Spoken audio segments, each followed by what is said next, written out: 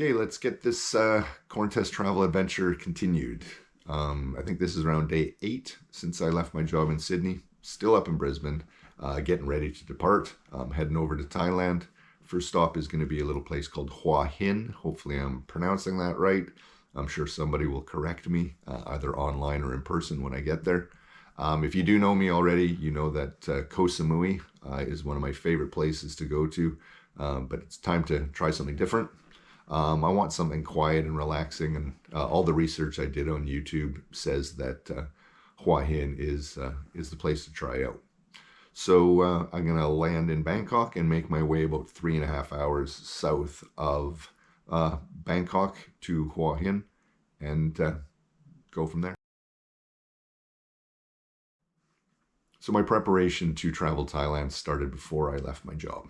I applied for the DTV, which is the Destination Thailand visa.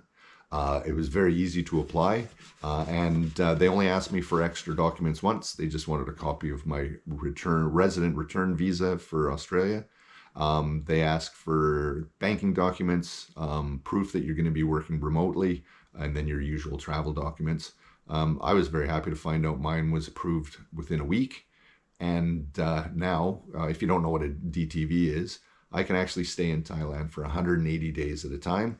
Only have to leave for a couple days, or one day it says.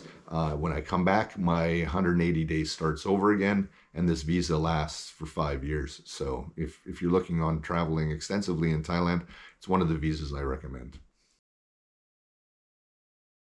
The next thing I had to cross off my checklist was travel insurance. I've always bought travel insurance. Don't want to take any chances. Knock on wood. I've never had to use it. The one I purchased this time was a company called One Cover. Not sponsored, just naming off the one that I found worked for me.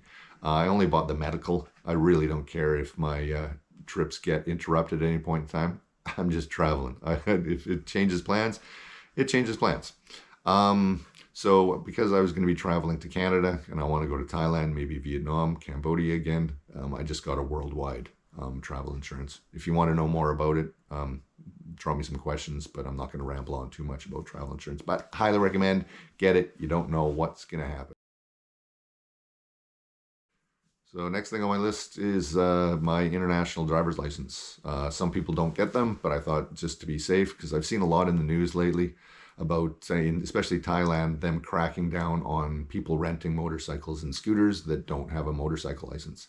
I've heard stories about big fines, and sometimes they even confiscate the motorcycle or scooter. So better safe than sorry. I already have my motorcycle license, but having an international license will cut down on any other problems, and it can be used anywhere around the world. Especially some countries ask you to have it if you're going to be renting a car. So better safe than sorry. So as we are getting closer to me leaving Brisbane and heading to Thailand, I had to think of how I was going to get to my hotel. I watched a lot of videos of people taking the bus down to Hua Hin. I was very excited to try that out, but unfortunately my flight lands later at night, so I had to book a car service. Found a little company through some of the Hua Hin Facebook pages. It's called Taxi on Time. As I said, not sponsored by anybody. I'm just going to give them a try. They're really nice, really easy to interact with on WhatsApp. And once I get to Hua Hin safely, I'll let you guys know how that worked out. So I have purchased SIM cards in Thailand before, and it's really easy. You can go to 7-Eleven or one of the phone companies, but this trip I'm going to start out with an eSIM from a company called Sally, or Saily, S-A-I-L-Y. Once again, says not sponsored, but I've used them before on a trip to Canada. Really easy to hook up. Good price. I think this one's about $8 for 5 gigs over 30 days. I can just, as soon as I land, it hooks up itself in my phone. I just walk out of the airport. If I have to get in contact with the car service, I already have internet set up, so it's quite easy to do. And then once I get there, then I'll take a look at some of the companies, see what the SIM cards are, or I might just stick using an eSIM. We'll have to see what happens.